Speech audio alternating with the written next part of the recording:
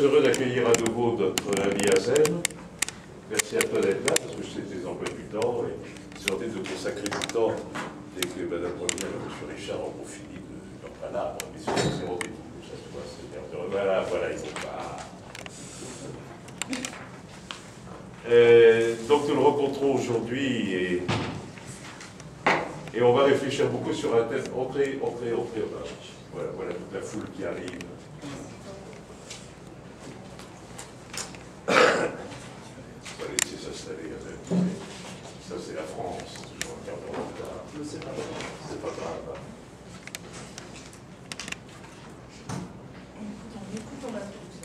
Venez, prenez place, prenez séance.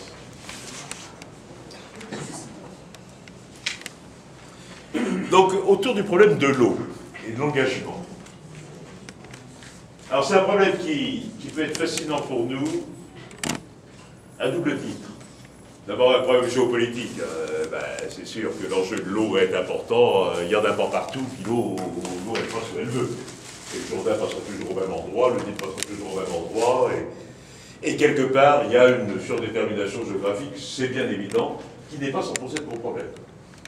Parce que les captations en amont, les pollutions en aval, bon, il n'y a pas que dans ces coins-là du monde. Je me souviens d'un séjour à Hong Kong, du temps où c'était encore le territoire de Sa Gracieuse Majesté.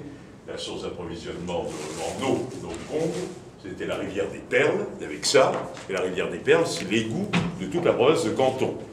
La Seine à côté, c'est de l'eau minérale. Alors on peut vivre que l'eau de Javel, quoi, pratiquement. Donc il y a un problème, effectivement, qui peut dégénérer en conflit grave. Et puis il y a le problème de l'eau, au sens symbolique du terme, qui peut-être va causer encore plus de ravages, car elle pose clairement le problème de l'engagement des nations et des peuples. Je m'étais permis de mettre dans la fiche de ta conférence une sourate du Coran, c'est que 63 des 114 sourates du Coran font référence à l'eau. Ce qui veut quand même dire qu'en termes de texte sacré, il y a quelque chose là-dedans. Et il y a une sourate qui bizarrement d'ailleurs s'appelle la sourate des fils d'Israël, ce qui pour le Coran contre une ouverture certaine, et qui dit en substance, mais j'ai reproduit la sourate exacte sur l'affiche, « Je ne croirai en ton Dieu que s'il fait jaillir du désert une source d'eau vive, ou s'il fait jaillir un jardin de palmiers et de vignes, au milieu duquel coulera un torrent impétueux. Je ne croirai en toi que si, ça veut dire que si Dieu, quel que soit ce Dieu, fait jaillir l'eau, le jardin, non seulement dans leur valeur réelle, mais dans leur valeur symbolique, fait jaillir la cité et la richesse du désert, je croirai en ce Dieu-là, ou en toute personne qui, au nom de ce Dieu-là, aura réussi à faire jaillir l'eau et le jardin symbolique, c'est-à-dire la cité et les richesses. À partir de ce moment-là, toute personne qui, dans cette zone géographique et culturelle, à l'image de quelqu'un qui fait jaillir du désert, est quelque part revêtu d'une aura carrément divine, et à ce moment-là, quel qu'il soit, et quoi qu'il fasse, on peut être amené à se soumettre à lui, il a fait jaillir du désert, du puits de pétrole, à la cité. Et ça peut être ennuyeux, parce que s'il y a cette surdétermination-là, quelle que soit la personnalité du leader qui aura réussi cela, on se soumettra à lui. Il peut être le tyran, soit au sens noble du terme, au sens grec du terme, ou au sens plus trivial qu'on accorde à ce mot-là en Occident, dire le dictateur, même si ce dictateur a du sang sur les mains, même si c'est au niveau du droit commun, du bon sens commun, un criminel ou un criminel contre l'humanité, n'empêche qu'il a fait jaillir la cité, n'empêche qu'il a fait jaillir la richesse, n'empêche qu'il a fait jaillir l'eau et les jardins. Donc, quelque part, il y a soumission. Et si on fait cela, on peut comprendre, d'une manière totalement nouvelle, voire révolutionnaire, la façon dont nous regardons l'Orient actuellement. Et qu'est-ce qui va se passer à partir de cela? Et quelles vont être les conséquences politiques de cela? que ce soit, je vais citer des noms, mais finalement en Libye, en Syrie, et bien d'ailleurs, il y a eu des leaders puissants qui ont fait jaillir cette eau. Alors, soumission inconsciente à eux, soumission culturelle à eux, imprégnation culturelle, respect, dépendance, on va aux pires extrémités. Surtout que, on peut aller à quelque chose de bien aussi, surtout qu'il y a dans l'islam, depuis le départ, cette appropriation par le pouvoir du sacré. Dès les trois grandes périodes de l'islam, la période de l'ignorance, la période byzantine, la période ottomane, il y a toujours eu quelqu'un qui, au nom d'un dieu, a essayé d'imposer son pouvoir sur les autres. L'Arabie Saoudite, au départ, avait été une terre chrétienne. Les chrétiens étaient là quelques siècles avant. Oui, des tribus d'un côté, des tribus de l'autre, un rapport de force. Et ça s'est concrétisé, comme vous le savez peut-être, au XIXe siècle, lorsqu'un dénommé Afrani, pardon, je le prononce très mal, Afrani a fait sortir l'islam des mosquées pour le mettre sur la place publique, mettant en jeu, en lumière, aux yeux de tous, cette capacité de pouvoir par rapport au désert qui est de faire jaillir l'eau. À partir de ce moment-là, l'islam devient un enjeu de pouvoir. Il est toujours resté. C'est-à-dire qu'au travers de l'eau, va se poser le problème, bien sûr, géopolitique. Il suffit de regarder les cartes, encore faut-il les regarder, pour comprendre qu'on se tuera sans doute beaucoup plus pour l'eau qu'on ne sait plus pour le pétrole, ce qui était déjà pas mal. Et puis il faut regarder également cette valeur symbolique qui détermine, voire qui surdétermine les rapports de force, les conflits, les alliances, donc l'engagement dans ce domaine. Alors, Azem, bien sûr, moi je ne connais pas grand-chose, je n'ai que des idées reçues. Alors maintenant, je me tourne vers l'expert. Tout ça, je l'ai appris récemment, enfin, c'est des petites idées comme ça que j'ai. Et je te les pose sous forme de questions, et te remercie de nous donner ta compétence, ta générosité, ta gentillesse pour élaborer quelques pensées rapides, car nous avons peu de temps, autour de ce thème de l'eau et de l'engagement. Merci de ta présence. Merci beaucoup.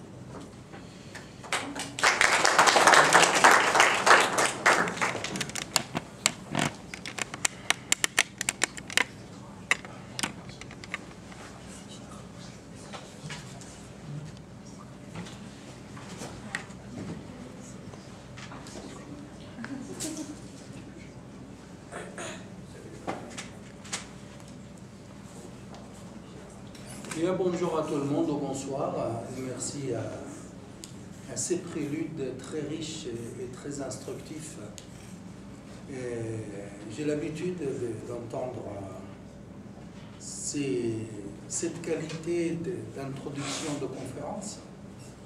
Ce n'est pas la première fois que je viens ici, c'est la troisième. Donc la deuxième en forme de conférence, la première fois c'était ici, dans le cadre de l'islam et l'entreprise. Et aujourd'hui, je suis invité pour vous parler de l'eau et la géopolitique en Orient, ou la géopolitique de l'eau en Orient.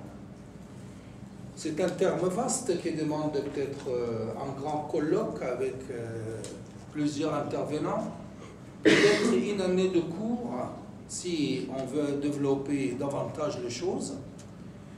Mais le sujet lui-même, il mérite d'être étudié sous un plan très clair et très simple. L'eau et sa valeur symbolique en Orient, et surtout l'eau par rapport au mythe, au grand mythe fondateur, je pourrais mettre dans ces cadres certaines religions, ou la religion monothéiste des révélations, mais ce n'est pas dans le sens mythe fabriqué, mais c'est dans un sens philosophique global, un héritage intéressant. Et après, deuxième partie, on aborde ensemble l'eau, les questions géopolitiques concrètes de l'eau, depuis XVIIe, XVIIIe siècle, XIXe, XXe siècle, c'est-à-dire les 3 derniers siècles, à voir quelle est la place de l'eau dans la géopolitique au cœur de l'ancien monde, c'est-à-dire l'Orient, autour du bassin méditerranéen, le croissant fertile, le golfe Persique, la Mésopotamie, l'Anatolie, l'Arabie, la vallée du Nil et le nord d'Afrique.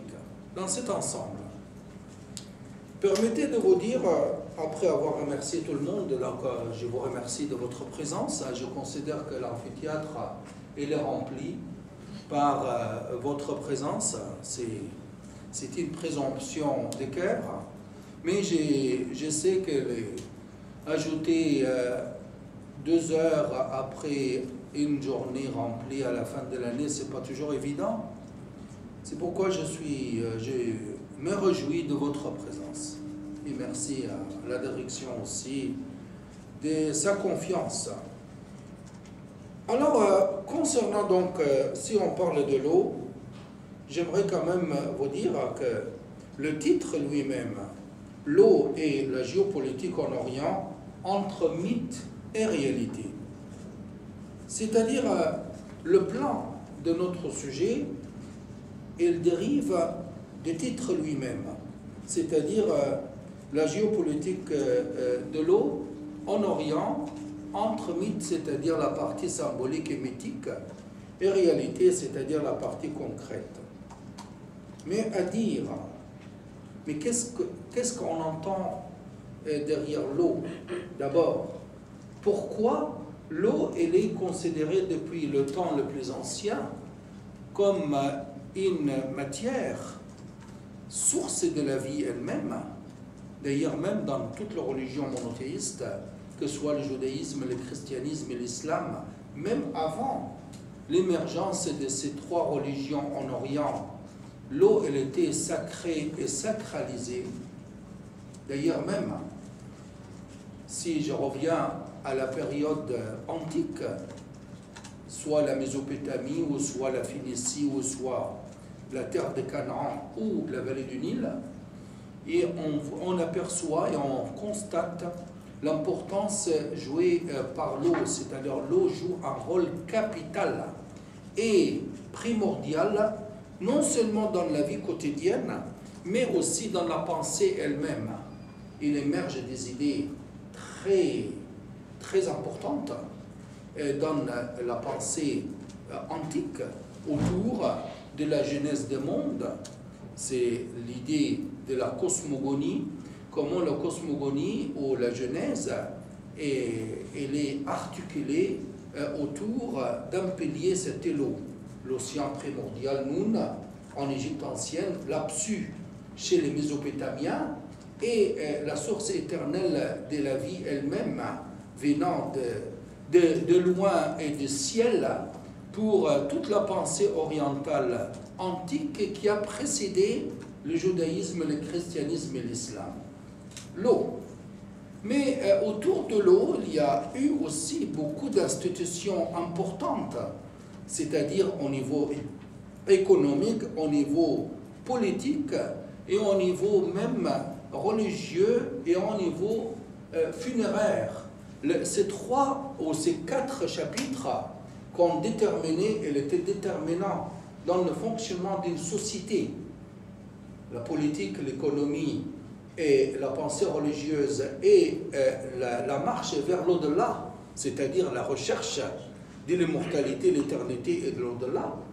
L'eau, elle était omniprésente. L'eau, on le voit, soit au niveau de l'organisation des distributions de l'eau, la recherche de l'eau, la préservation de l'eau, et après, le partage équitable de l'eau. Ces termes, on les verra actuellement. Elle revient. Mais elle revient malgré que ce soit un terme ancien. Elle revient aujourd'hui au niveau de fleuves dont les sources, les pieds de source ne sont pas les pieds de l'embouchure. Quand vous voyez un fleuve comme le Nil, le source du Nil, il y a 3 ou 4 pays, mais l'embouchure du Nil, il y a un pays, ou peut-être 2 si on associe le Soudan avec l'Égypte. Conséquence, il y a des conflits dans l'air, conflits des partages équitables et devoir de répondre aux besoins réels. Il y a des problèmes entre des pays qui juxtaposent, ou des pays limitrophes, ou des pays riverains de fleuves, mais des pays aussi qui cherchent l'eau en dehors de fleuves, c'est-à-dire les réserves de l'eau fossile. Ça aussi, c'est un problème en Orient. La rareté de l'eau, c'est un point qui marque le destin de l'Orient, et on va voir que la rareté de l'eau, elle était un moteur de l'expansionnisme arabo-islamique, et c'était pratiquement la raison non dite et non avouée, comme l'arbre qui cache la forêt, pour aller vers l'espace vital. L'espace vital, c'était la terre verte et le pâturage riche et l'eau jaillissante et l'eau, les sources d'eau permanentes, c'est-à-dire le fleuve, le Tigre, l'Euphrate, le Jourdain, l'Oronte et le Nil. Ça, c'est clair. C'était une des motivations ou des motifs de cette opération qu'on appelle l'expansion arabo-islamique, dans un cadre religieux certes, mais il y a aussi un cadre économique non négligeable. Alors, je reviens à vous dire que l'Orient, c'est une terre des mythes et des légendes, et autour des mythes et des légendes, et on voit l'eau par exemple, au niveau de la genèse du monde, au niveau de la cosmogonie, ce que j'ai dit. Un fleuve comme le Nil était un fleuve mythique, il reste toujours mythique, il sort du Nil, l'enfant de l'eau. Si on parle dans le judaïsme, Moussa, Moïse, Moshe, Moussa, c'est un terme égyptien qui signifie le fils de l'eau.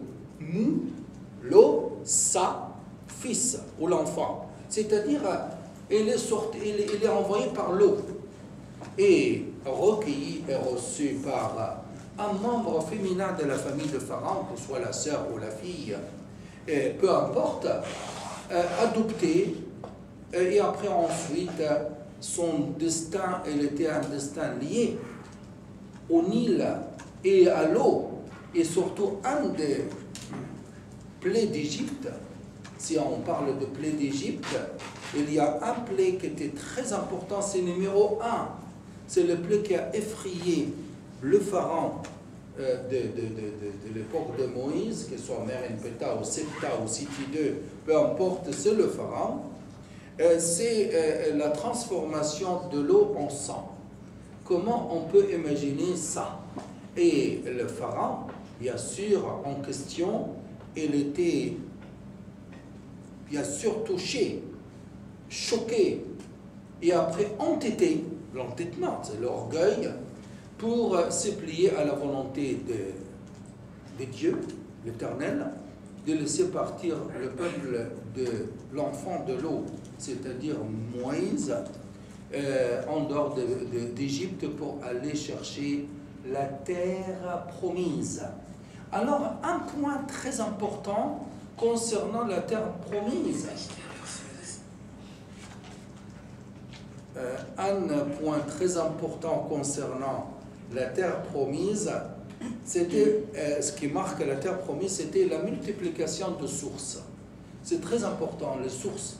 Et sur le chemin de l'Exode, la sortie, parce que finalement il y a quelque chose qui est lié à l'eau, c'est la sortie et l'entrée. La sortie d'Égypte, à cause de l'eau et par l'eau, et sur le chemin de l'Exode, cette voie, elle est déterminée par la voie sud, en passant par le lac Amer, et en allant vers le Wadi Raha et le mont Moïse et le mont Catherine, et après en montant vers le pays d'Édoum, le pays de Moab, et aussi traversant le Jourdain, autrement dit, traverser le Nil pour sortir et traverser le Jourdain pour entrer. C'est important. L'eau, elle était... On voit, moi j'ai visité cette terre, bien c'est mon pays d'origine, l'Égypte. Alors, plusieurs fois j'ai fait des voyages sur le pas de Moïse. Ça m'intéressait beaucoup. Et alors, on voit à chaque distance Ayoun Moussa. C'est connu. Ayoun Moussa, à l'est de Suez, Ayoun Moussa au niveau de Ras Cedr, Ayoun Moussa au niveau du monastère de Sept Sœurs, Ayoun Moussa, elle se trouve au niveau de Wadi Raha, Ayoun Moussa, elle se trouve aussi pas très loin d'Aqaba et d'Ilat. Et après Ayoun Moussa, elle se trouve aujourd'hui aussi à l'entrée de Petra et sur la route de Roi.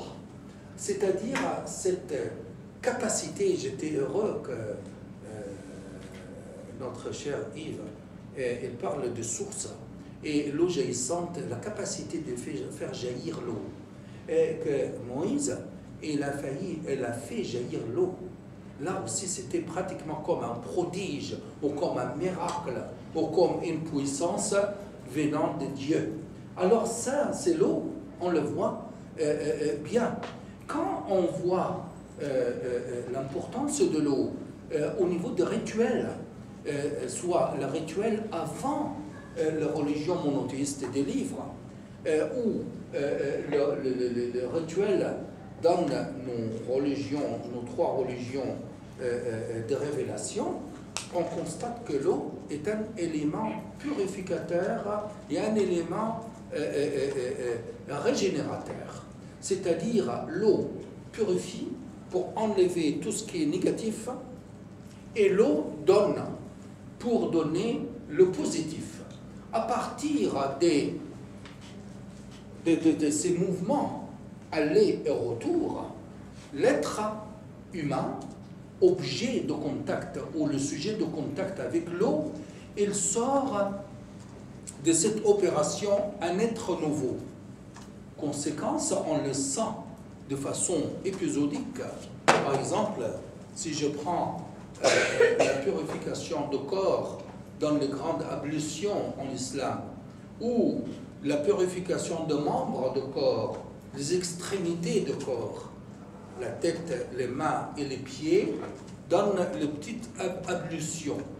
Ces ablutions à l'oudou, c'est de contact avec l'eau pour permettre à l'être d'être entre les mains de Dieu. Ah. Mais il y a quand même une autre image très forte. On le trouve dans le christianisme avec le baptême. Quand on va voir le baptême, l'entrée dans l'eau et la sortie de l'eau, vous voyez, je me permets de dire que ces rituels existaient en Orient avant la religion de révélation, et le contact avec l'eau comme un rituel primordial et majeur. Mais l'entrée et la sortie de l'eau, c'est on quitte un monde et on quitte un état, une nature chargée des négativités pour sortir vers un autre monde, un autre horizon chargé d'espoir et d'espérance.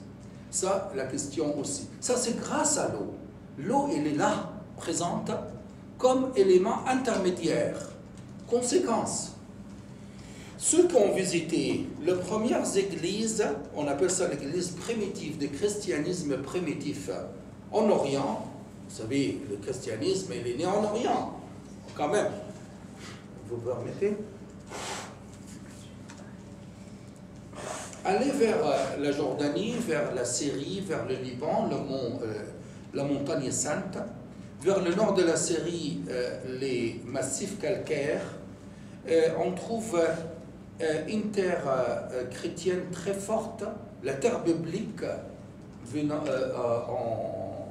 en Palestine, les pays de Canaan, Israël aujourd'hui, bien sûr, et le désert de Sinaï. Dans ces périmètres, le christianisme, pendant les 2 premiers siècles, ou les 3 premiers siècles de notre ère, a développé une tradition de base. C'est des traditions de base concernant, par exemple, le contact avec l'eau, le baptême, descendre et de remonter. On descend dans le baptistère d'une porte et des marches, descend, et par submersion, contact complet avec l'eau, et on sort de l'autre porte, une porte en face, d'autres marches. C'est pas la porte primitive, la porte d'entrée, c'est une porte de sortie. Et là, on pourrait dire, c'est comme si on entre dans un autre monde dont l'eau, elle était un intermédiaire capital. Il faut dire que des grandes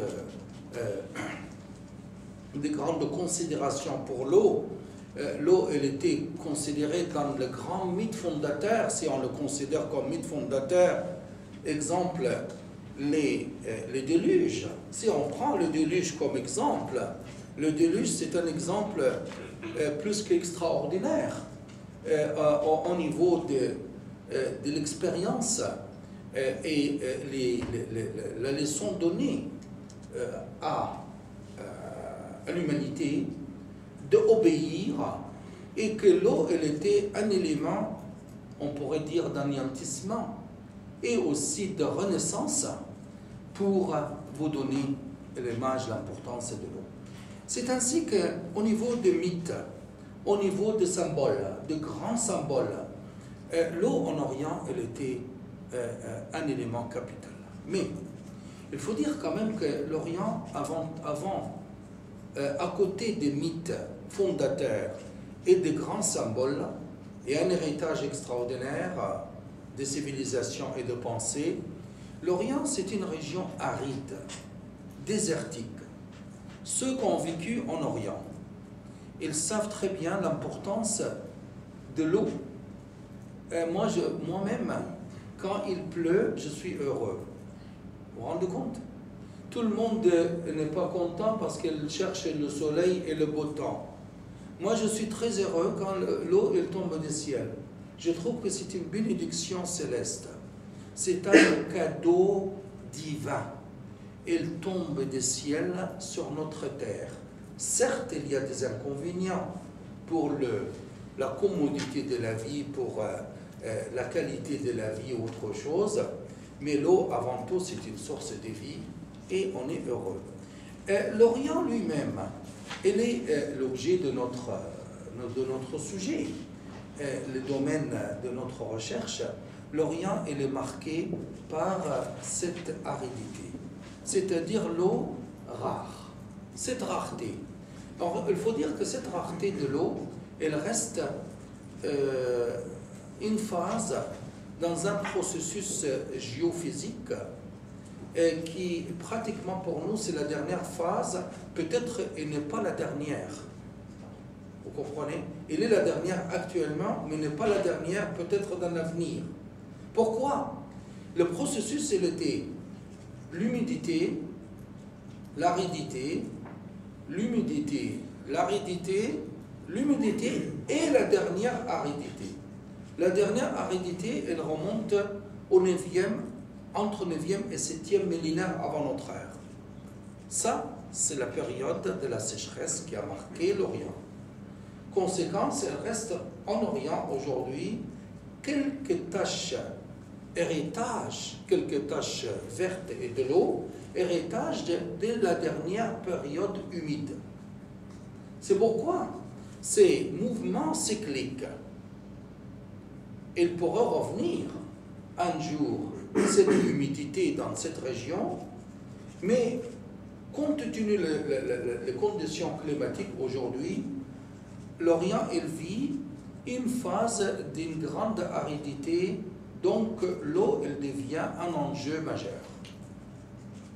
Alors, cet enjeu majeur, il était perçu par certaines civilisations très bien organisées, grâce à une centralisation et décentralisation administrative, une conception large et planétaire. C'était la civilisation ou l'Empire romain. Rome. Quand Rome, il arrive en Orient, soit par l'Anatolie, ou soit par le nord d'Afrique, ou soit par la mer Méditerranée, finalement, il trouve l'Orient avec ses institutions, mais il y a aussi une grande aridité qui marque l'Orient. Donc Rome, il a cherché, il a joué la carte de l'eau pour convaincre, la carte de l'eau pour dominer, la carte de l'eau pour s'installer. Mais c'était par des démarches intelligentes, entre parenthèses, c'est la diplomatie économique. C'est une sorte de diplomatie de nature économique, créer par exemple des réseaux des aqueducs pour transporter l'eau de loin, creuser des canaux, développer un réseau d'irrigation souterraine qu'on appelle khitarat. D'ailleurs même, c'était un héritage d'origine persane, vient de l'Iran, mais Rome, elle a récupéré ça pour le développer. Développer un réseau de leviers de l'eau avec le Noria, voyez, et créer des réserves d'eau et des citernes. D'ailleurs même, aller en Orient. Le problème, c'est que moi, je vous parle à partir d'expériences personnelles.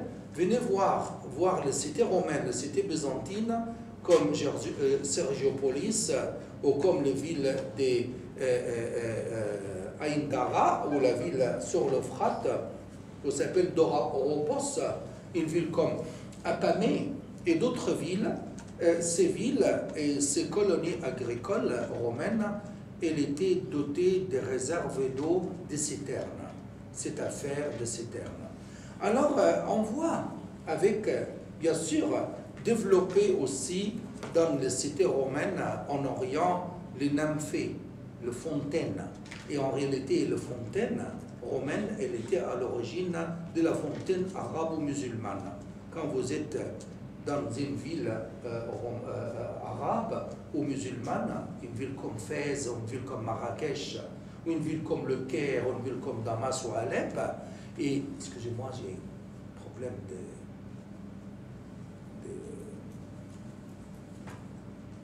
l'œil est en train de pleurer, et il injecte de l'eau. Vous voyez, ça, c'est comme ça, la manifestation spontanée. Non, c'est une sensibilité à des poussières, je ne sais rien.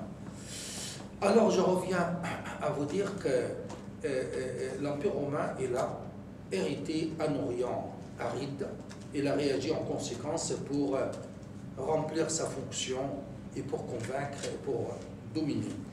Mais cette expérience n'est pas passée loin. Quand les Arabes, quand les musulmans, l'islam est né, quand je prends l'islam est né en Arabie avec la sacralisation de l'eau. On le trouve soit dans les rituels ou surtout a priori dans le texte coranique. Yves, avec beaucoup d'habileté, il a présenté un verset ou quelques versets de Coran de sourate Bani Israël, les enfants d'Israël. En réalité, il y en a beaucoup. Moi, depuis que j'ai reçu quelques emails de IGS et de Yves, donc j'ai regardé comme ça, mais on ne peut pas s'arrêter. Dans chaque sourate du Coran, il y a 114 sourates, il y a une mention à l'eau. Et l'eau, elle est omniprésente, pratiquement comme la lumière ou comme l'air qu'on respire, au niveau de l'importance. Mais il faut dire qu'il y a un sourate à côté des sourates de Bani Israël. C'est un sourate, il vient de la sourate de la Genèse. En réalité, c'est Surat al-Baqarah. C'est la vache céleste. C'est le sourate le plus long, sourate numéro 2 dans le Coran. Et il fait mention de la parole, donc la parole de Dieu. وَجَعَلْنَا مِنَ الْمَاءِ كُلِّ شَيْءٍ حَيٍّ. Nous faisons de l'eau toute chose vivante. Nous faisons de l'eau toute chose vivante. C'est-à-dire, c'est ayat, c'est un verset dans le grand sourate de la vache,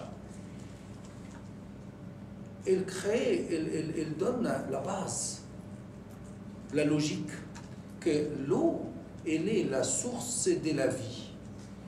Toute chose vivante. Ensuite, on va voir la mention aussi dans le même sourate et le sourate des Bani Omran. C'est un sourate important qui présente l'histoire du christianisme et beaucoup de mentions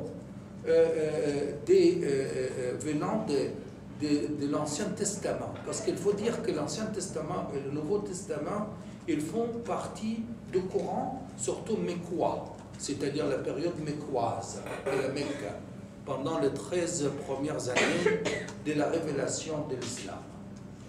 Alors, on parle de la sainteté de la Mecque. Pourquoi la Mecque, elle est sainte? Pourquoi elle est la terre sainte de l'islam? Pourquoi le Kaaba, elle est la terre sainte de l'islam? Et le Qibla aussi, l'orientation, la direction de fidèles lors de la prière. C'est à cause d'une histoire d'eau. Quand Abraham, le père de 3 religions, il quitte son foyer, soi-disant le sud de la Mésopotamie, la ville de Our. Il y a beaucoup de discussions autour de cette affaire. En allant vers le nord, vers Haran, et après en descendant vers la Terre Sainte, et après en descendant vers l'Arabie et la Mecque, les Hijaz aujourd'hui, à l'ouest de l'Arabie Saoudite, en allant vers l'Égypte. Donc c'est un périple, on appelle ça le périple d'Abraham pour s'aimer les idées monothéistes. Mais en même temps, c'est un périple.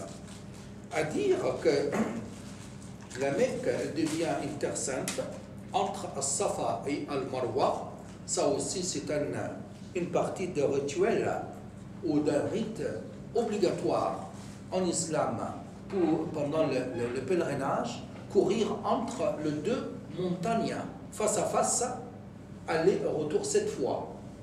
C'était Hajar, la mère d'Ismaël, en train de chercher un caravanier où trouver de l'eau, parce que l'enfant il est en train de mourir de soif, et soudain, ça c'est une histoire, une partie de la croyance musulmane, probablement une réalité, ou peut-être un mythe, ou peut-être une légende, on ne sait pas, tant qu'il n'y a pas une preuve de texte en dehors de la reconnaissance de Hajar, la mère d'Ismaël, le grand-père de tous les Arabes, en réalité, et le frère d'Isaac, qui est le grand-père des Juifs et des chrétiens, c'est-à-dire de tout le monde, de tout ce monde. Alors, l'enfant, apparemment, il c'est l'enfant, il a joué avec la terre, avec son pied, sa petite papate pour un enfant comme ça, et l'eau commence à jaillir sous les pieds de cet enfant. Ça, c'est une partie de la croyance musulmane. Vous parlez avec un musulman, il vous raconte cette histoire comme une réalité. Bon, le mythe il devient réalité, la légende devient une vérité, mais seul peut-être l'un ou l'autre, moi je reste toujours devant, toujours perplexe et étonné et aussi ému devant ces prodiges de l'histoire. Mais c'est une partie de la croyance, de notre croyance, c'est ainsi que l'eau a donné à la Mecque la sainteté et la valeur, aujourd'hui et jusqu'à la fin du temps.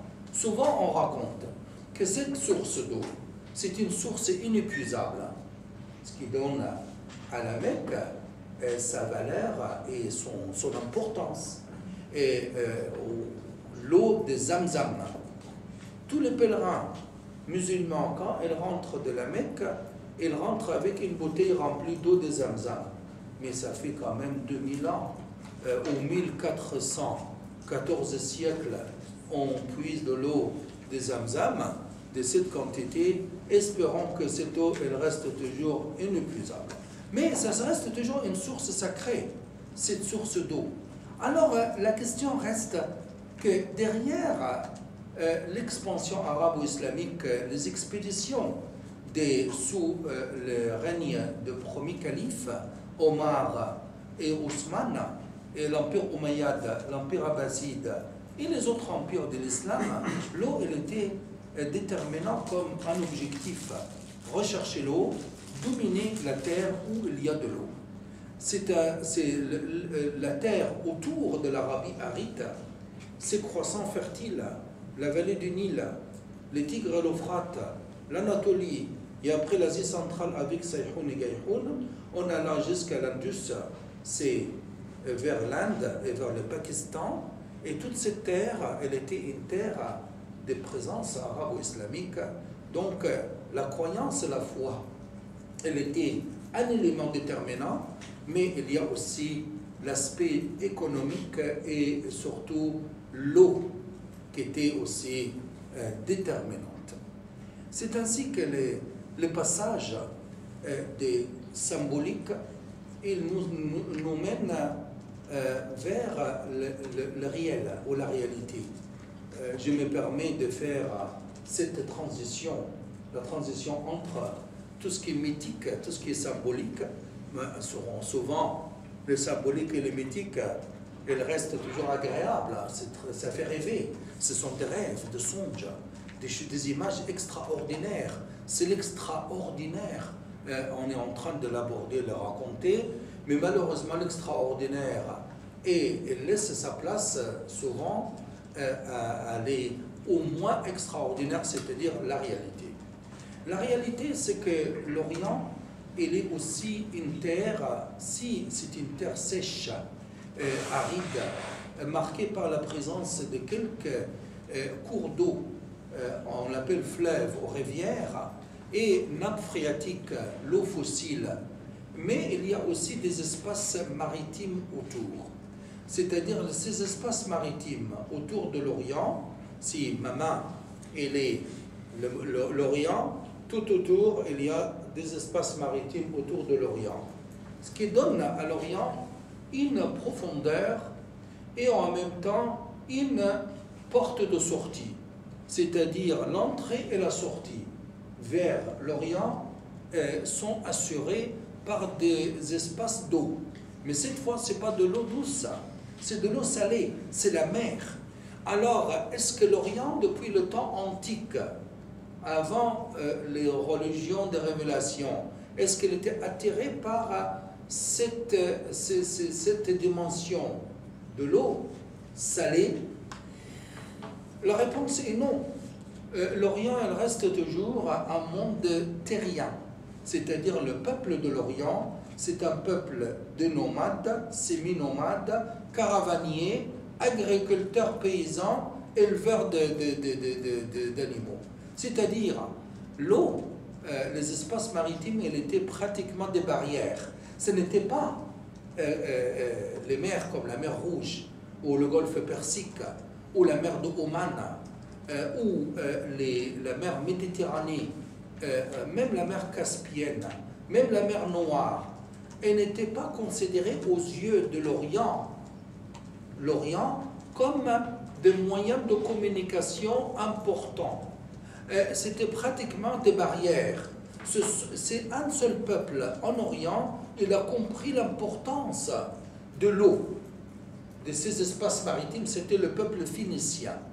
Et le peuple phénicien, c'est-à-dire les ancêtres des Libanais et des Syriens de la côte, et les grands-parents ou les parents des Carthaginois, c'est-à-dire ces Carthaginois qui ont rivalisé Rome, un jour et convoité l'Orient et le monde méditerranéen, et ils ont bien compris que l'eau n'est pas l'importance de l'eau, elle ne se mesure pas par le degré de la salinité ni le degré de la douceur. Non, c'est par rapport à l'importance stratégique et la possibilité et la potentialité de communication avec les autres terres éloignées, en se servant de l'eau comme voie de communication et comme une voie d'accès maritime. fantastique idée, mais elle était étrangère en Orient. D'ailleurs, même quand on prend l'empire arabo-islamique, elle restait toujours un empire terrien, de terre, terrestre. La dimension maritime, elle commence à venir à cause de croisades et après les croisades, c'est-à-dire entre 11e siècle et 14e, 15e siècle. C'est pendant cette période, on a développé une flotte et on a commencé à aller vers la mer. Avant, on comptait sur la flotte des autres. Par exemple, le peuple des îles, certaines populations habiles pour créer cette communication à travers l'eau de la mer ou les espaces maritimes. L'Orient.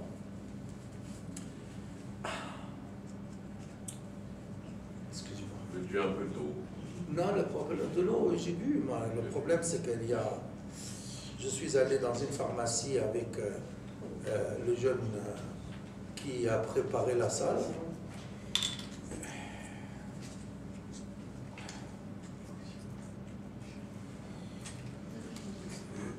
Même du collier pour toi. J'ai du collier. Du collier aussi. Ah, vous avez? Oui, oui, oui. On a tout prévu pour t'accueillir, tu sais. Non. Voilà. Ça, merci, ça, Est-ce que l'une d'entre vous veut venir mettre des gouttes dans l'œil de sève, n'est-ce pas? Oui, tu as l'œil tout rouge, mon pauvre ami. Je ne sais pas. Excusez-moi, ça va passer aux habits, ça. Oui, tu as l'œil très très rouge.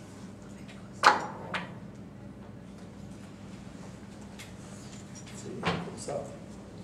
Merci d'être là, si ça va pas. Non, c'est pas grave. Merci pour votre main bienfaisante. Ah ben. Je suis non seulement guéri, mais je suis béni grâce à vous. Eh ben. Alors, donc on entre dans la partie dite réalité. Donc l'Orient, c'est une réalité. L'Orient, c'est la terre située entre le golfe Persique à l'est, la mer Noire au nord-est, la mer Méditerranée au cœur, surtout le bassin méditerranéen oriental, la côte méridionale au sud, et il y a la mer Rouge. Donc cette carte, elle montre l'omniprésence des espaces maritimes. Mais ces mers, elles étaient malheureusement avec les voies d'accès maritime, les détroits, comme le Bosphore et les Dardanelles, entre la mer Noire et la mer Méditerranée, via la mer Égée, comme le détroit de Hormuz, H-O-R-M-U-Z, qui permet l'entrée et la sortie du golfe arabo-persique. Et pour aller en direction de l'océan Indien et l'Afrique et l'Asie Sud-Est et la mer Rouge et le golfe arabo-persique et le détroit de Hormuz, elles prennent les deux une importance stratégique considérable depuis les découvertes de pétrole dans la région.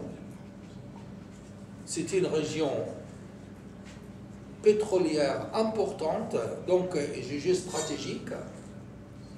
La mer Rouge, elle permet la communication entre l'océan Indien, l'Afrique orientale et la mer Méditerranée, et surtout le bassin méditerranéen oriental et l'Europe. Il a pris une importance considérable depuis le percement du canal de Suez au XIXe siècle, en 1869. Il y a aussi le détroit de Bab el-Mandeb au sud de la mer Rouge, Bab, B-A-B, L-E-L, Mandeb, M-A-N-D-E-B, et il permet l'entrée et la sortie dans la mer Rouge, et en conséquence, le canal de Suez depuis le 19e siècle, c'est-à-dire la mer Méditerranée, à partir de l'océan Indien. Il reste le plus redoutable des voies d'accès maritime sur le plan stratégique, les détroits de Gibraltar, qui permet la communication entre le monde atlantique et le monde méditerranéen, via ces passages étroits dominés par l'Angleterre, la Grande-Bretagne, depuis le début du XVIIIe siècle. Alors, ces détroits et ces voies d'accès maritime ont donné à l'Orient une importance stratégique considérable. Est-ce que l'Orient a profité ou a subi? Ça, c'est une question. En réalité, il a subi, mais il est en train de profiter en subissant. Oui, il y a des conséquences négatives quand il y a une importance stratégique. La terre en question, elle est convoitée. Il y a des convoitises. Il y a des conflits latents.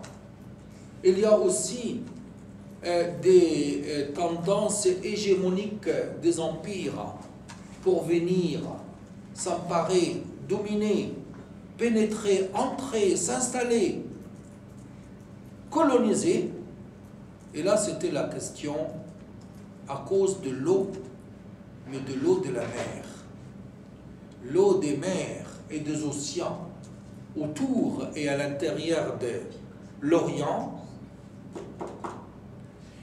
autour et à l'intérieur de l'Orient, elle était un élément perturbateur pour la stabilité et pour la paix en Orient.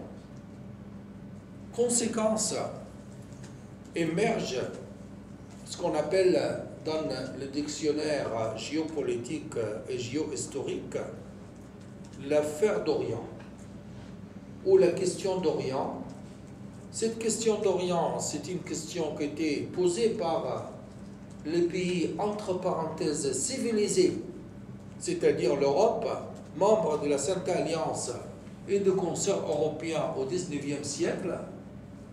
Comment on pourrait traiter l'Orient de façon particulière en vue d'installer des intérêts européens permanents et gérer les affaires avec l'Orient dans un cadre d'apparence ottoman, mais d'essence en réalité en vue de partager l'Orient entre les puissances montantes européennes, c'est-à-dire les puissances colonialistes.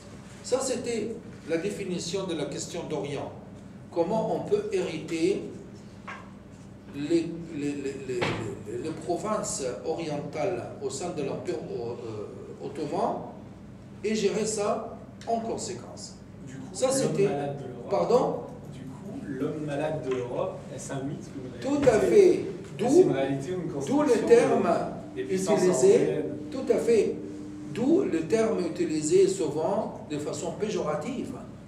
L'homme malade, sick man en anglais, l'homme malade, rajul al-marid en Orient, c'est-à-dire l'Empire ottoman.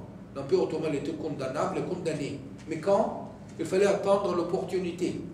Alors, ce qui a accentué ce processus de domination européenne de l'Orient, c'était l'importance stratégique à l'intérieur de l'Orient, c'est-à-dire les espaces maritimes intérieurs et aussi limitrophes intérieurs, le golfe Persique et aussi la mer Rouge, et limitrophes, c'est la mer Méditerranée et la mer de Oman et une partie de l'océan Atlantique. Voilà la question. Bien sûr, il y a la mer Noire et une partie de la mer Égée. Donc tout ça, c'était vu de cette manière. Alors, 19e siècle, c'était la période de gestation de colonialisme et aussi d'effondrement de l'Empire ottoman. les suzerains de l'Orient, et l'Orient faisait partie de l'Empire ottoman, et il y avait toujours une question, elle restait toujours une question chaude au cœur du dossier géopolitique à cette époque, l'affaire des détroits. L'affaire des détroits, souvent on dit le détroit, ce n'est pas le détroit de Hormuz, ni le détroit de Bab el-Mandeb, ni Gibraltar, c'était le détroit de Bosphore et des Dardanelles, qui permettait à la Russie des tsars, à cette époque, de communiquer avec les mers chaudes via la mer Noire et le 2-2-3, le Bosphore et le Dardanelles, et approcher l'Orient. Il était question de dominer ces détroits. Mais comment on peut dominer le détroit qui se trouve au cœur d'un empire? C'est l'Empire ottoman. Alors, émerge au cœur d'un dossier nouveau, adopté, mais d'ordre juridique, le droit international de la mer. Ce droit international de la mer, en réalité, c'est un assemblage, surtout d'origine britannique, des traditions et de coutumes maritimes qui étaient imposées par la tradition et les habitudes. Alors finalement, au départ, c'était d'ordre commercial. Ensuite, il a pris une dimension militaire. Et surtout, le principe fondamental de nouveau droit international de la mer. Je dis nouveau, c'est-à-dire au 19e siècle. Aujourd'hui, ce n'est pas nouveau, il est ancien. Mais au 19e siècle, c'était nouveau. C'est imposer le principe suivant, ou faire connaître, faire appliquer et valider des principes fondamentaux d'ordre juridique. Premier principe, le principe de la libre navigation dans les mers. Libre navigation, on a appelé les mers en dehors des territoires d'une bande limitrophe étroite, la haute mer. Donc, la haute mer égale libre navigation, sans aucune discrimination. Ceux qui entravent à cette libre navigation, ils sont considérés comme des pirates. Vous voyez, comme des pirates. Deuxième, je viens de dire, la libre navigation dans la haute mer, mais en dehors d'une bande maritime limitrophe. Cette bande maritime limitrophe, c'est limitrophe, c'est-à-dire côtière, qui touche la côte des pays. Alors, on a appelé cette bande maritime limitrophe la mer territoriale. Cette mer territoriale, à l'origine, elle était 5 miles, la distance. En réalité, les 5 miles, ce sont les Anglais qui ont imposé ça. Bien sûr, puisque l'Angleterre, elle était la force maritime la plus intéressante, sa flotte, elle était la plus importante, donc voilà. 5 miles. Maintenant, on est passé de 5 miles à 12 miles, à 24 miles, et on arrive même jusqu'à 200 miles pour le fond de mer. Ce n'est pas pour la surface, pour le fond de la mer. Autrement dit, la zone économique exploitable ou exploitée par les États riverains, et elle s'étend à 200 miles, mais au fond de la mer. Conséquence, ça aussi c'est une conception non conventionnelle des lots maritimes en Orient, c'est-à-dire l'apparition de nouvelles notions juridiques de droit de la mer, et que les États arabes et les États en Orient adoptent ces principes nouveaux pour étendre leur souveraineté nationale sur les espaces maritimes adjacents. Ça une va? actualité même européenne aujourd'hui, mondiale. Ah oui. Dernièrement, les Russes n'en demandaient rien à personne. Ah oui, ont oui. étendu complètement leur Oui, zone tout à fait. d'exploitation. Oui, mais cette question, c'est une question Chinois, d'ordre même de chose, jour. enfin bon.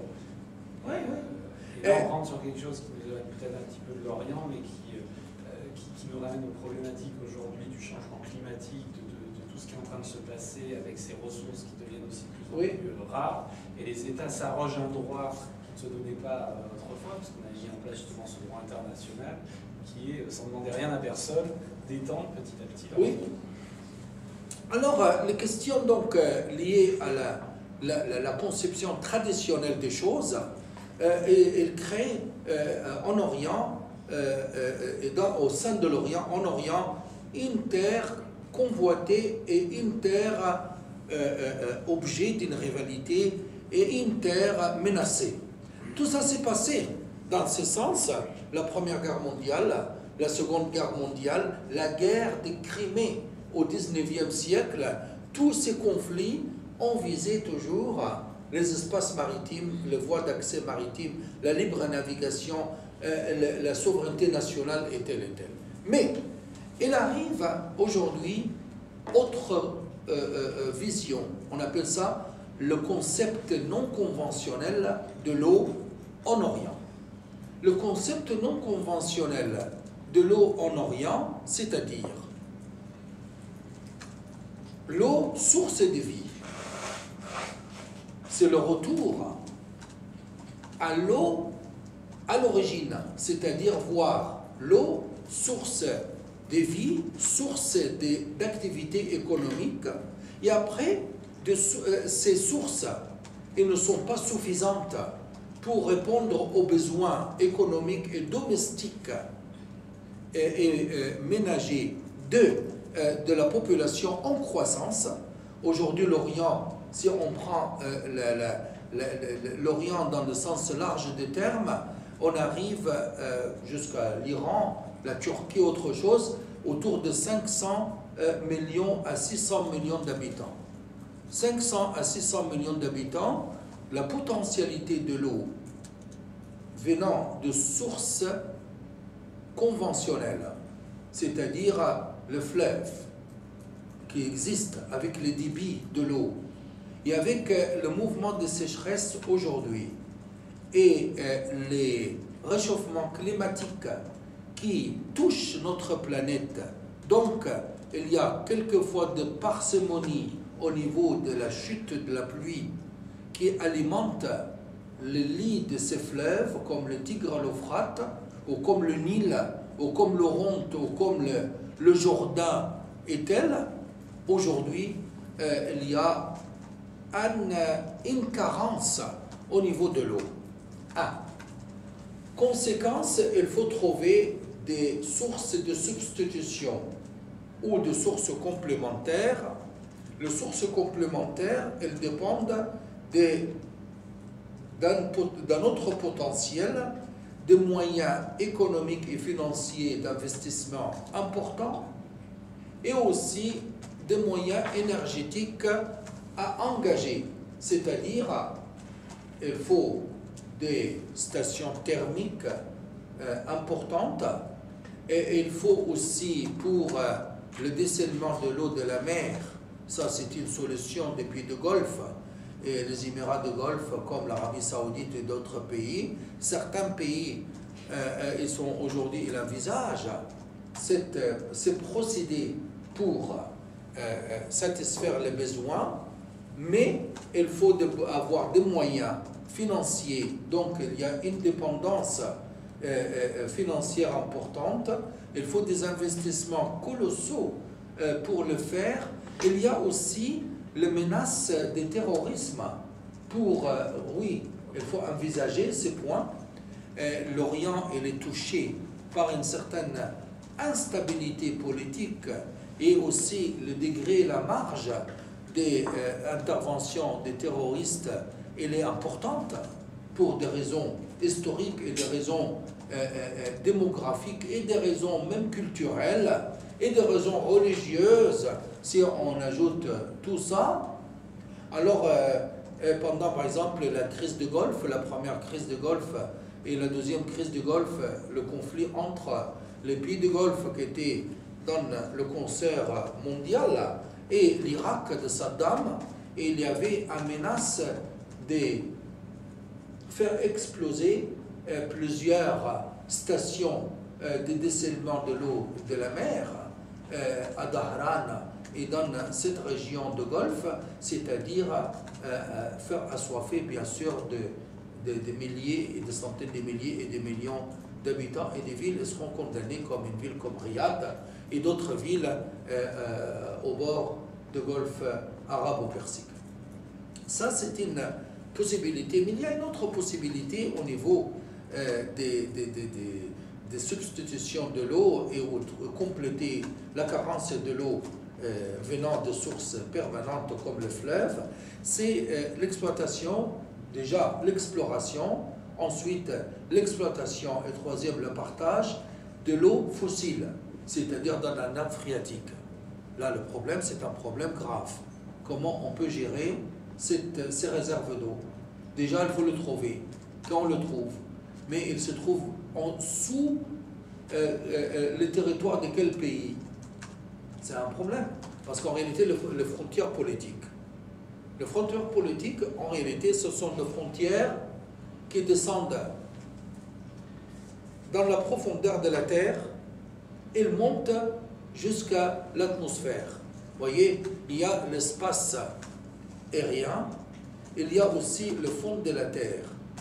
Le fond de la Terre, c'est intéressant quand il donne des matières utiles, comme le pétrole, le gaz naturel, ou comme les mines et les carrières, mais aussi il donne aujourd'hui deux sources possibles pour l'avenir, sources économiques possibles.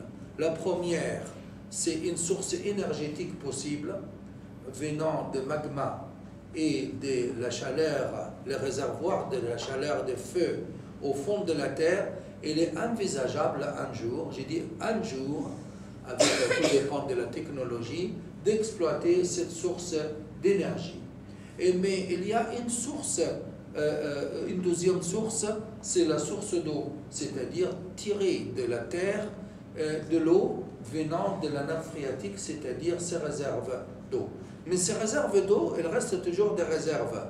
Il faut les partager, donc c'est partageable, il n'est pas, sauf certains cas, mais il passe sous le territoire de plusieurs pays. Je donne l'exemple en Orient.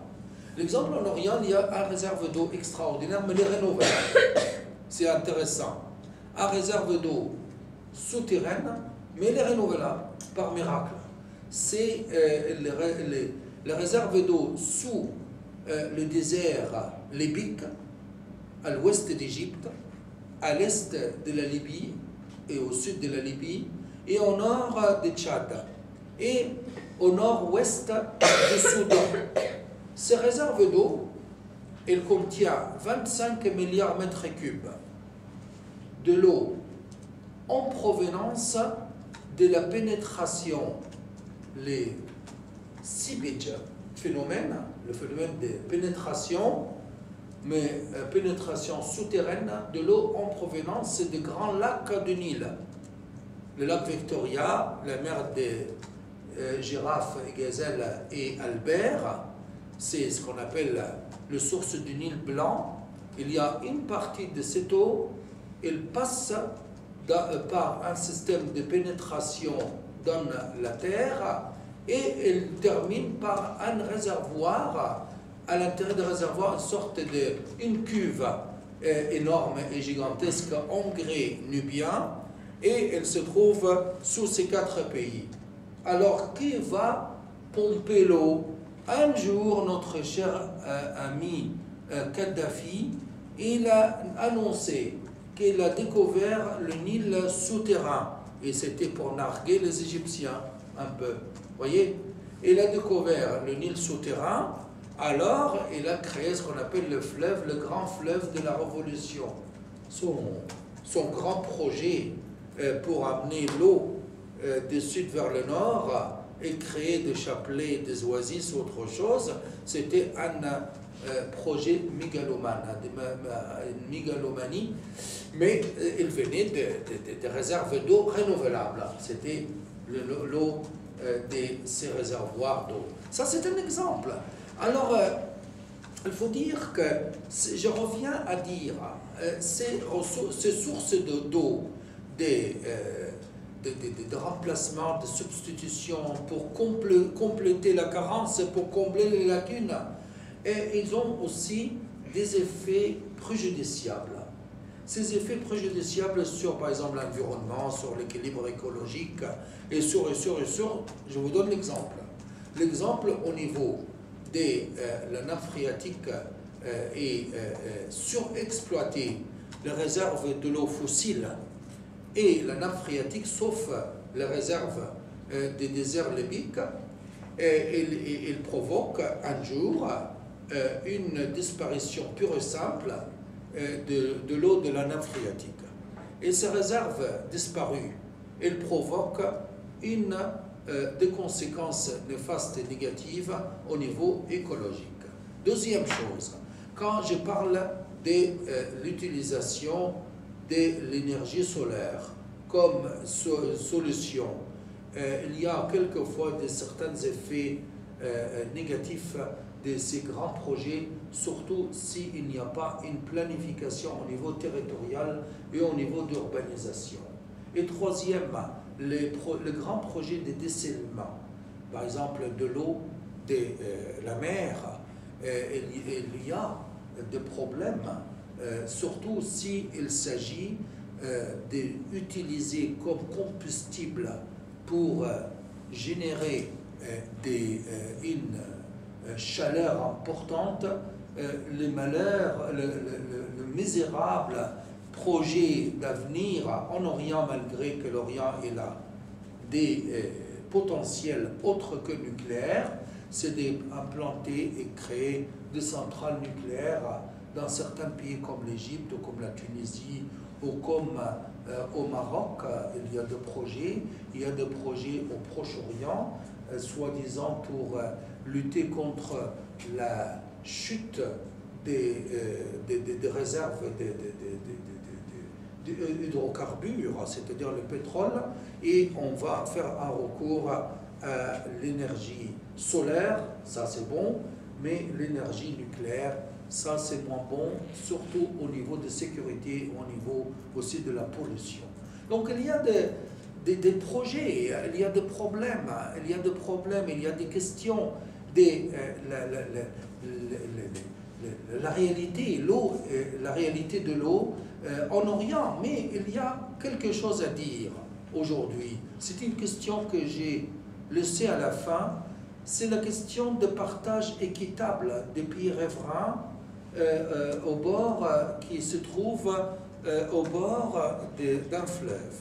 Un fleuve commun, comme, je prends l'exemple, l'Euphrate et le Tigre. Il n'y a pas un seul pays riverain. Il existe certains cas, le fleuve, il est sous la souveraineté d'un seul État. Source embouchure, et ça y est, l'affaire est réglée. C'est tout. Mais par contre, quand la source d'un fleuve, elle se trouve dans un pays, et l'embouchure, elle se trouve dans un autre pays. Et le pire, si entre les deux, le cours d'eau, il est aussi situé dans un troisième pays ou plusieurs pays, alors il se pose le problème suivant. Quelles règles de partage à appliquer? Deuxième chose, est-ce qu'on pourrait garantir l'arrivée de l'eau en provenance de la source vers le pays de l'embouchure? Un exemple, et c'est un exemple grave. La Turquie, elle est le pays de source des Tigres et de l'Euphrate. Le Tigre, avec 1650 km de longueur, l'Euphrate avec 2100 ou 2200 km de longueur, les deux sources, elles se trouvent dans le territoire de l'Anatolie en Turquie. Le premier, sa source, elle se trouve pas très loin de lac Van, à l'est de la Turquie. Le deuxième, elle trouve sa source près de mont Ararat. Vous savez, le mont Ararat, elle est mythique parce que l'arche de Noé, soi-disant, elle s'est trouvée sur la terre d'Escale, si on peut dire, on pourrait dire, elle était le mont Ararat. Donc, les deux sources de deux fleuves de la Mésopotamie qui alimentent un pays, la totalité de l'eau de l'Irak. Les Irakiens, c'est 22 millions d'habitants ou 20 millions d'habitants. Ils dépendent des tigres de l'Euphrate. Alors, il paraît qu'il y a un conflit latent, je dis bien latent, entre le pays de source, c'est la Turquie, qui a construit une vingtaine de barrages sur les deux fleuves. Or, les autres pays, le pays de cours, le pays d'embouchure, ils détiennent 80% de la longueur. Mais ils ne reçoivent que 20-25% de volume d'eau de deux fleuves. Alors, c'est pratiquement juger cette affaire comme une affaire aberrante, qui demande, qui nécessite un arbitrage international ou peut-être un comité bilatéral ou multilatéral dans le cas de l'Euphrate, parce qu'il y a la Syrie, elle est dans l'affaire, et pour le Tigre, on pourrait considérer qu'il n'y a que l'Irak et la Turquie. Il faut une commission mixte de 2 pays ou de 3 pays pour régler et pour partager l'eau. Mais s'il y a déjà des projets de barrages de retenue, d'irrigation et aussi d'électricité, aujourd'hui qui pompent, entre parenthèses, la totalité ou la grande majorité des débits des deux fleuves, c'est un problème. Ça, c'est aussi un problème grave. Je donne un autre exemple. Un exemple, c'est le Jourdain. Le débit du Jourdain n'est pas important, mais le Jourdain reste toujours un fleuve mythique. Et il y a beaucoup de valeurs symboliques autour de ces fleuves liées au judaïsme, le christianisme et même l'islam, au point que le Jourdain est là un débit. Mais le débit du Jourdain, il n'est pas énorme. Mais quelquefois, il pourrait être utile. Alors, il y a 2 pays qui sont des riverains de Jourdain, malgré que la Syrie, elle partage le Jourdain à partir de la source, à partir de Golan, occupé aujourd'hui, et le lac de Tibériade aussi. Il y a Israël, il y a la Jordanie. Il y a aussi l'autorité palestinienne qui entre dans l'affaire. Donc ça fait 3. La Syrie, elle réclame une part parce qu'elle est le pays de source, ça fait 4. Le problème, c'est que les 4 pays, malgré l'entente cordiale imposée aujourd'hui, où ils sortent d'une paix de facto, mais la paix de facto n'est pas complètement déjurée et n'est pas effective. Il y a pratiquement des conflits latents cachés malgré la cohabitation pacifique qui règne sur cette région. Alors, je reviens à vous donner un exemple. En 1963, là aussi, en sciences politiques, vous devez connaître cet incident. C'est un incident grave. C'était le problème de l'eau du Jourdain à partager entre la Jordanie et Israël à cette époque, 63. Et Israël, il a retenu sa part dans l'eau du Jourdain pour irriguer certains projets de kibbutz dans le désert de Negev. C'était un grand projet. Le problème, c'est que le nationalisme arabe et le nasserisme à cette époque, elle était au zénith. On a créé au scandale et la trahison et la guerre, il faut absolument. Je me souviens, à cette époque, j'avais 10 ans à peu près. Mais je me souviens à cette époque, on était au bord d'une guerre entre Arabes et Israël. Et après, l'affaire a été réglée par la bonne office de l'ONU qui a envoyé un émissaire suédois pour régler cette affaire pacifiquement. Et c'était la première fois que des délégations arabes et israéliennes se trouvent sous la même tente pour une affaire apolitique, une affaire technique. Alors c'est à partir de cette affaire de 1963, on comprend la gravité d'une situation comme un fleuve et plusieurs États en conflit politique et idéologique, et surtout s'il s'agit d'un pays qui est contre l'autre, et ce pays il détient les clés de vanne d'un fleuve. La question, il se pose ou elle tombe bien pour ce qui concerne l'Oronte, le fleuve l'Oronte. L'Oronte al-Asi, le rebelle, c'est un fleuve pour ceux... Est-ce que quelqu'un a visité la Syrie parmi vous? Vous avez visité la Syrie? C'est un bonheur, ça. Alors, donc, l'Oronte, c'est une rivière qui a un bon débit. Et le débit vient, en réalité, d'une source. La source, c'est l'Anti-Liban. Et l'Anti-Liban, elle se trouve au Liban. Elle se trouve à l'intérieur de Wadi, il s'appelle Wadi al-Bekaa, où il se trouve aujourd'hui la ville antique de Baalbek. Wadi al-Bekaa, au Liban. La source de l'Oronte, c'est le Liban.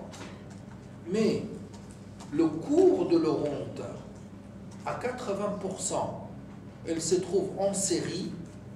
L'embouchure de l'Oronte, elle se trouve en Turquie. Elle se jette près de la ville d'Antioche. Vous imaginez?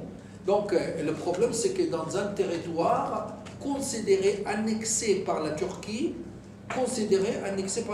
par qui? Au point de vue syrien, c'est Alexandrette, le Sanjak Alexandrette avec la ville d'Antioche. L'Oronte, il paraît que l'eau de l'Oronte, elle était une des raisons non déclarées et non dites de la présence syrienne militaire au Liban pendant la guerre civile, pour dominer et pacifier.